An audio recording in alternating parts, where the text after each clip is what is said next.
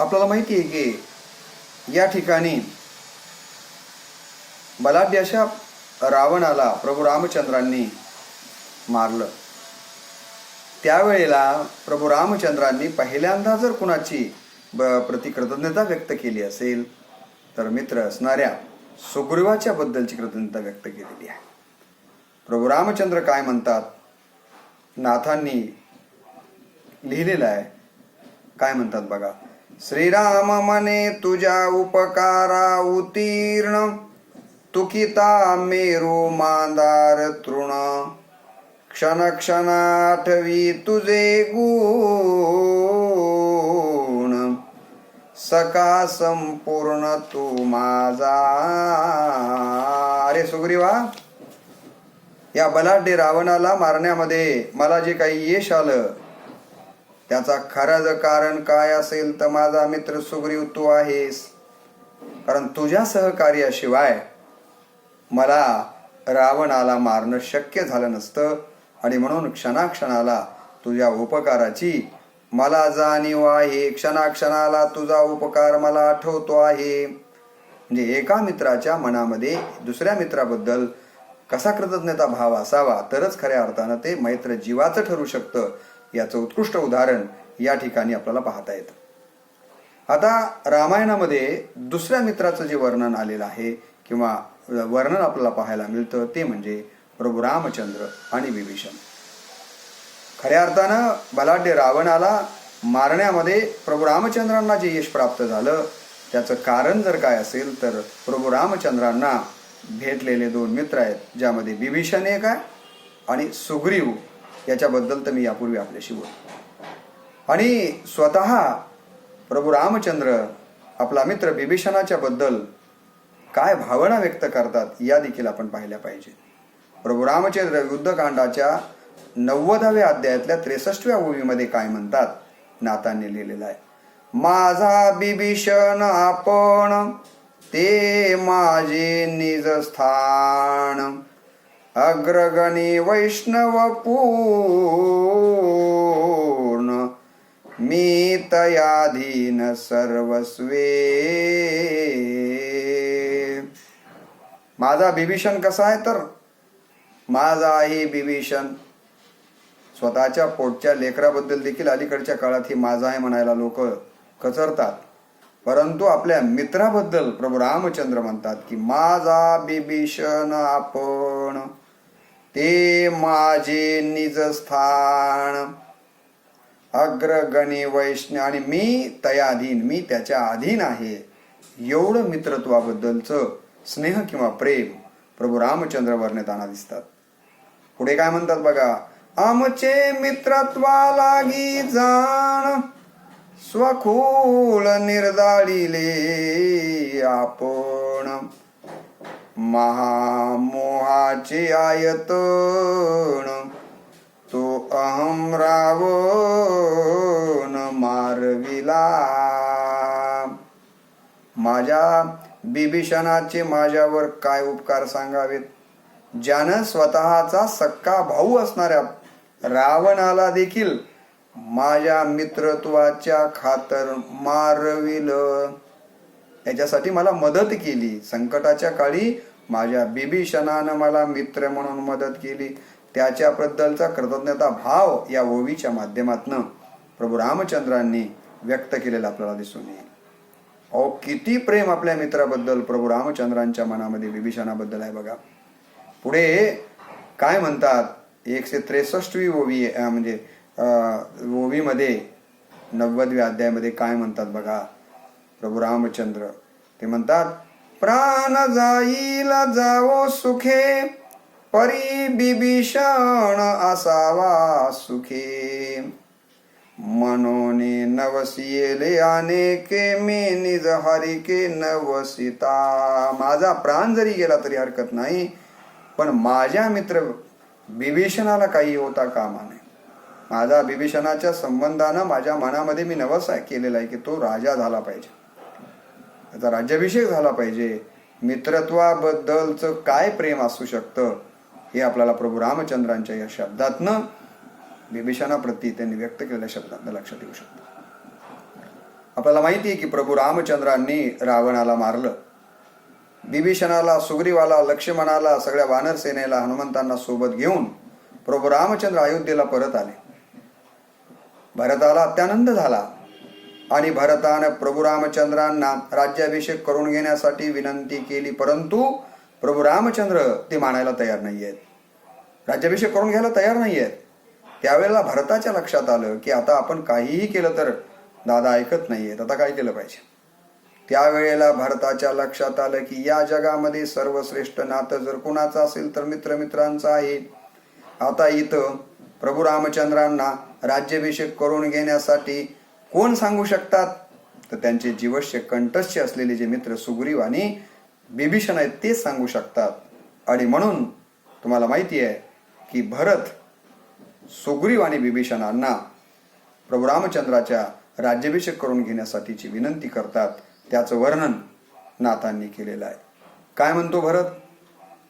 तुम्ही प्रिय कर रामाचे, तुमचे वचन मानिसाचे, सुमुहूर्ताभिषेकाचे तुम्ही साचे संपादा. हे सुग्रीवा, हे बिभीषणा, तुम्ही प्रियकर आहात, तुम्ही अत्यंत जीवस्य कंठस्य प्रिय असे आहात, मित्र आहात कुणाचे? प्रभू रामचंद्रांचे. आणि त्यामुळे तुम्ही प्रभू रामचंद्रांना राज्याभिषेक करून घेण्यासाठी सांगा. यावरून देखील आपल्या एक गोष्ट लक्षात येते की मित्राचं नातं काय असतं हे आपण वेगळं सांगण्याचं कारण नाही. भरतासारखा अधिकारी पुरुष देखील प्रभू रामचंद्रांचे मित्र कोण आहेत आणि प्रभू रामचंद्रांच्या वरती अधिकार कुणाचा चालतो हे स्वतः प्रभू रामचंद्रांनी तर सांगितलंच, परंतु भरत देखील हे सर्टिफाय करतो. यावरून आपल्या एक गोष्ट लक्षात येते की संकटाच्या काळामध्ये एकमेकांना जे सहकार्य करतात आणि एकमेकांच्या पद्धतीचा कृतज्ञता भाव दोघांच्याही मनात जिथं असतो त्याला खऱ्या अर्थानं मित्र म्हटलं गेलं पाहिजे. आता आपल्याला मित्रत्वाच्या बद्दल मी तुम्हाला सुग्रीव आणि प्रभू रामचंद्रांचं उदाहरण सांगितलं रामायणातलं. प्रभू रामचंद्र आणि बिभीषणाचं उदाहरण आपण रामायणातलं पाहिलं. तसं महाभारतामध्ये यापूर्वी आपल्याला सांगितलं कृष्ण आणि अर्जुनाच्या संबंधानं मित्रत्व, त्याची चर्चा यापूर्वी आपण केलेली आहे. केवळ पुरुषच मित्र असतात असं नाही आहे, स्त्री देखील पुरुषाची मित्र असू शकते. तुम्हाला माहिती आहे की तर भगवान श्रीकृष्ण आणि श्रीकृष्णाची मैत्रीण सखी जर कोण असेल तर महाभारतामध्ये ती आहे द्रौपदी. द्रौपदी कोण आहे? भगवान श्रीकृष्णाची सखी आहे, मैत्रीण आहे. हे नातं आपण लक्षात घेतलं पाहिजे. आणि म्हणून भगवान श्रीकृष्ण जेव्हा जेव्हा द्रौपदीवरती संकट येतं तेव्हा तेव्हा ते संकट निवारण्याचं काम एक सखी म्हणून सतत करताना आपल्याला दिसून येतात. तुम्हाला माहिती आहे की जेव्हा दुःशासनानं द्रौपदीला सभेमध्ये ओढून आणलं केसाला धरत आणि 5 पांडवांच्या भीष्माचार्य, द्रोणाचार्य, कृपाचार्य, विदुर काका सगळ्यांच्या समोर दुःशासन दुर्योधनाच्या सांगण्यावरून कर्णाच्या देखील समोर द्रौपदीचं वस्त्रहरण करायला लागला. त्यावेळेला द्रौपदीनं आपल्या 5 पांडवांना, भीष्माचार्यांना सगळ्यांना विनंती केली की या संकटातनं मला सोडवा, परंतु कुणीच सोडवलं नाही. तुम्हाला माहिती आहे त्यावेळेला या संकटातनं सोडवण्याचं काम कुणं केलं असेल तर द्रौपदीचा सखा असणाऱ्या कुणं केलं? कृष्णांनी केलं. तुम्हाला माहिती आहे द्रौपदी त्यावेळेला म्हणाली होती, कृष्णा धावरे लव करी, कृष्णा धावरे लव करी, मज संकट पडले भारी, कृष्णा धावरे लव करी, मज संकट पडले भारी, कृष्णा धावरे लवकरी. हे कृष्णा, माझ्यावर संकट पडलंय, भारी संकट पडलंय, लवकरात लवकर धाव आणि मला या संकटातनं सोडव.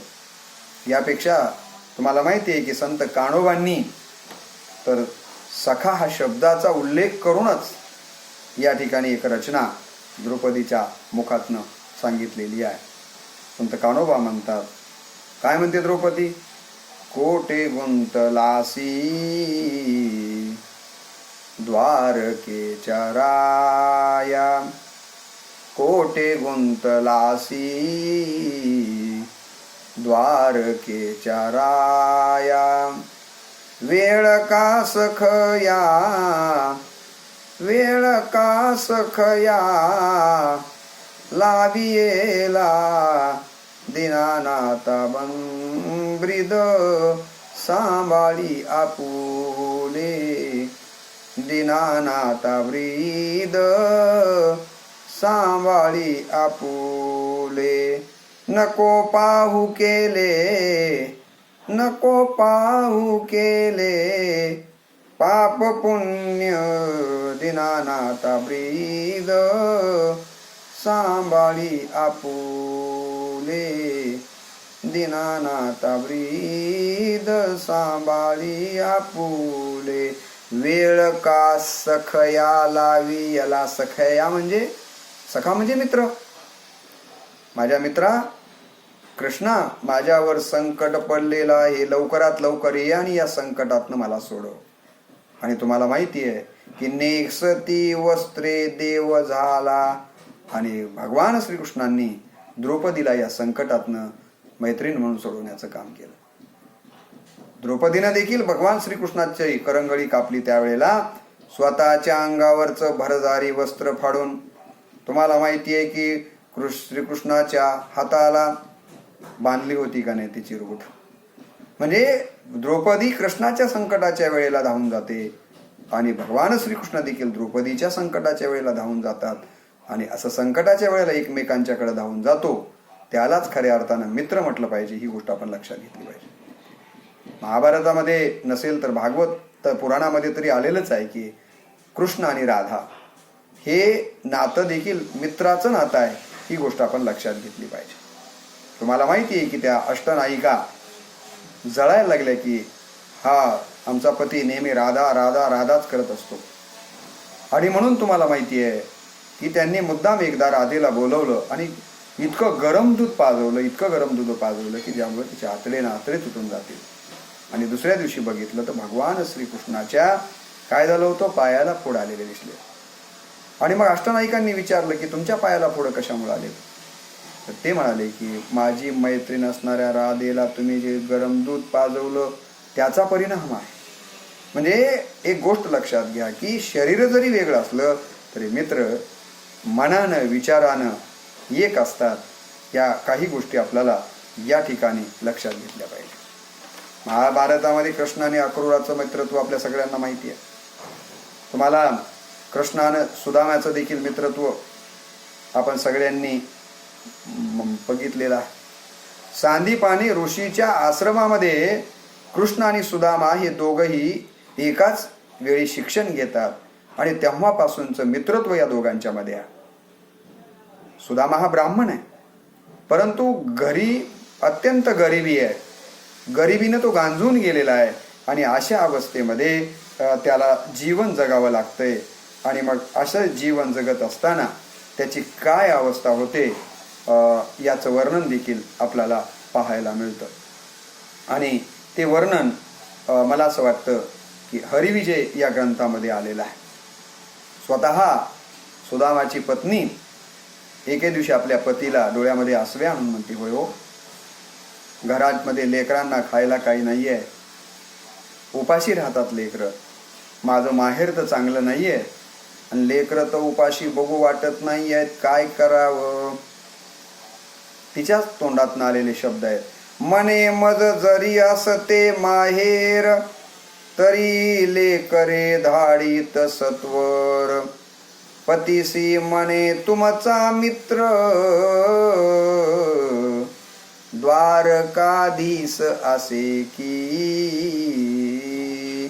माझ्या माहेराकडे तर काही नाहीये माझ्या लेकरांना खाऊ घालण्यासाठी पण मी अनेक दिवसापासून तुमच्या तोंडातून ऐकते की तुमचा द्वारकाधीश भगवान श्रीकृष्ण तुमचा मित्र आहे असं तुम्ही म्हणता ना आहे ना तुमचा मित्र तो त्यावेळेला सुदाम्या म्हणाला त्या काळी तो माझा मित्र होता हे खरं आहे तर मग त्याची पत्नी म्हणते की एक काम करा ना मग तुमच्या त्या मित्राकडे जा आणि आपल्या गरिबीविषयीचं कथन करा आणि तुम्हाला माहिती आहे की मुठभर पोहे आपल्या पतीकडे देऊन जाण्यासाठी ती सांगते, ती म्हणते, तैंचा मित्र माझा जगजीवन, तो पतिव्रता बोले वचन, स्वामी अवश्य घ्यावे दर्शन, द्वारकेसी जाऊन या.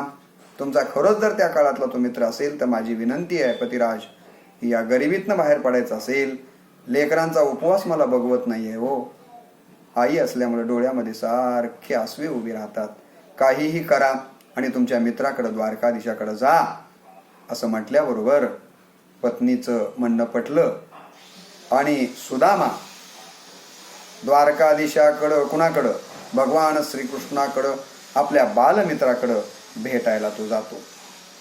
गेल्याबरोबर तुम्हाला माहिती आहे की एकदम मोठ्या माणसाला भेटता येत नाहीये. द्वारावरती द्वारपाल उभे आहेत आणि द्वारपाल असे फाटके कपडे घातलेला, मुठभर काहीतरी पोह्याचं गाठोडं पाठीवर टाकलेला असा हा ब्राह्मण बघितला कर दरिद्री, आणि द्वारपाळांनी त्याला अडवलं. आणि द्वारपाळ म्हणाले की तुम्ही कोण आहात, कुठे जायचंय. त्यावेळेला द्वारपाळांना सुदाम्यानं दिलेलं जे उत्तर आहे ते एका गीतातनं, रचनेतनं, भक्तिगीतातनं, फार सुंदर हिंदी भक्तिगीतातनं मांडलेलं आहे. काय म्हणतो सुदामा, अरे द्वारपालो कन्हैया से कहे दो, अरे द्वारपालो कन्हैया से कहे दो, कि दर पे सुदामा गरीब आ गया है, कि दर पे सुदामा गरीब आ गया है, भटकते भटकते ना जाने कहाँ से, भटकते भटकते ना जाने कहाँ से, तुम्हारे महल के करीब आ गया है, अरे द्वारपालो कन्हैया से कह दो, कि दर पे सुदामा गरीब आ गया है. ना सर पे है पगड़ी, ना सर पे है पगड़ी, ना तन पे है जामा, बता दो कन्हैया को नाम है सुदामा. ना सर पे है पगड़ी, ना तन पे है जामा, बता दो कन्हैया को नाम है सुदामा. एक बार मोहन से जाकर कह दो, मिलने सका बदनसीब आ गया है, अरे द्वारपालो कन्हैया से कह दो, कि दर पे सुदामा गरीब आ गया है. भक्तिगीत मोठं आहे, आता तो काही सगळं म्हणत बसत नाहीये, परंतु असं म्हटल्याबरोबर द्वारपाळ मध्ये गेले आणि भगवान श्रीकृष्णांच्या कानावर सुदामा हा शब्द पडल्याबरोबर सुदबुद हरली आणि आपलं मोठेपण सगळं काही विसरले. श्रीकृष्ण आणि पळत पळत सुदामाच्या जवळ आले. चले आए मोहन लगाया गले से, चले आए मोहन लगाया गले से. पळत आले आणि आपला मित्र सुदामाला गळाला लावलं आणि मग दोघांच्याही डोळ्यावाटा आसू व्हायला लागले. कितीतरी दिवसांनी दोघही मित्र एकमेकांना भेटलेले होते. बघा मित्रत्वातलं नातं कसं असतं. आणि या पद्धतीनं सुदाम्याला सन्मानानं भगवान श्रीकृष्ण घरी घेऊन गेले आणि रुक्मिणीला सांगू लागले. काय म्हणू लागले, मने रुक्मिणी परीसी सुदाम्याचे कुटुंब उपवासी, अन्नावीन अर्निसी पीडताती आपत्य. आपल्या पत्नीला रुक्मिणीला सांगू लागले भगवान श्रीकृष्ण, हा सुदामा माझा परममित्र आहे आणि याची अवस्था काय सांगावी रुक्मिणी तुला. याची सगळे लेकरं गरिबीमुळं उपवाशी राहतात. खूप वाईट परिस्थिती आहे ग याची. आणि स्वतः सुदाम्याला आपल्या मित्राला प्रभू श्रीकृष्णांनी सोबत घेतलं आणि आपल्या सेजेवर जिथं ते शयन करतात तिथं घेऊन गेले. सेजे उठोनी गोविंद जो जगद्गुरु मुलकंद विश्वकर्म्यासी परमानंद आज्ञा करीत ते दवा. आणि आपल्या मित्राची गरिबी दारिद्र्य जावं म्हणून स्वतः विश्वकर्म्याला सुवर्णाची सुदामपुरी बनवायला लावली असं वर्णन या ठिकाणी हरिविजय या ग्रंथामध्ये केलेलं आपल्याला दिसून येतो. 1 महिन्यापर्यंत सुदामे आपल्या समोर सोबत ठेवलं. घरोघरी त्याचा पाहुणचार आपल्या मित्राचा भगवान श्रीकृष्णांनी केलं. म्हणून सुदामा आणि भगवान श्रीकृष्णाची मैत्री देखील आपल्याला जीवाभावाच्या मैत्रीचं मला असं वाटतं की एक महत्त्वाचं उदाहरण म्हणून त्याच्याकडं पाहता येण्यासारखं आहे. हे देखील निश्चितपणे आपण मैत्र जीवाचे या अर्थानं लक्षात घेतलं पाहिजे.